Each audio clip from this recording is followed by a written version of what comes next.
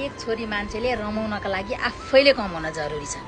जतिसुकै धनी श्रीमान हो, जतिसुकै धनी बाउको दाजुभाइको छोरी चेलीहरू किन नहुन्, तर स्वतन्त्र र स्वाभिमानको साथ बाँच्नका लागि आत्मनिर्भर हुन एकदमै जरुरी छ। काम भनेको ठुलो सानो केही हुँदैन। आफ्नो क्षमता अनुसारका आय आर्जनमा लागौँ भनेर सम्पूर्ण दिदीबहिनीहरूलाई रिक्वेस्ट पनि गर्न चाहन्छु। आज मेरो पसलमा एक जोडी कपाल आउनुभयो। हरेक छोरी मान्छेले रमाउनका लागि आफैले कमाउन जरुरी छ।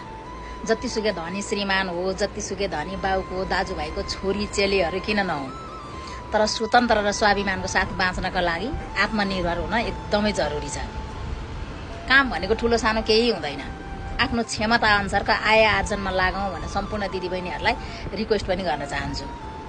आज मेरो पसलमा एक जोडी कपाल आउनुभयो। हरेक छोरी मान्छेले रमाउनका लागि आफैले कमाउन जरुरी छ। जतिसुकै धनी श्रीमान हो, जतिसुकै धनी बाउको दाजुभाइको छोरी चेलीहरू किन नहुन्, तर स्वतन्त्र र स्वाभिमानको साथ बाँच्नका लागि आत्मनिर्भर हुन एकदमै जरुरी छ। काम भनेको ठुलो सानो केही हुँदैन। आफ्नो क्षमता अनुसारका आय आर्जनमा लागौँ भनेर सम्पूर्ण दिदीबहिनीहरूलाई रिक्वेस्ट पनि गर्न चाहन्छु। आज मेरो पसलमा एक जोडी कपाल आउनुभयो। हरेक छोरी मान्छेले रमाउनका लागि आफैले कमाउन जरुरी छ।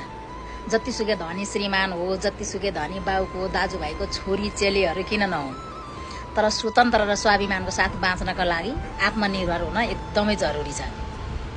काम भनेको ठुलो सानो केही हुँदैन। आफ्नो क्षमता अनुसारका आय आर्जनमा लागौँ भनेर सम्पूर्ण दिदीबहिनीहरूलाई रिक्वेस्ट पनि गर्न चाहन्छु।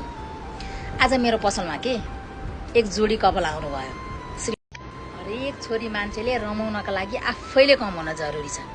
जतिसुकै धनी श्रीमान हो, जतिसुकै धनी बाउको दाजुभाइको छोरी चेलीहरू किन नहुन्, तर स्वतन्त्र र स्वाभिमानको साथ बाँच्नका लागि आत्मनिर्भर हुन एकदमै जरुरी छ। काम भनेको ठुलो सानो केही हुँदैन। आफ्नो क्षमता अनुसारका आय आर्जनमा लागौँ भनेर सम्पूर्ण दिदीबहिनीहरूलाई रिक्वेस्ट पनि गर्न चाहन्छु। आज मेरो पसलमा एक जोडी कपाल आउनुभयो। हरेक छोरी मान्छेले रमाउनका लागि आफैले कमाउन जरुरी छ।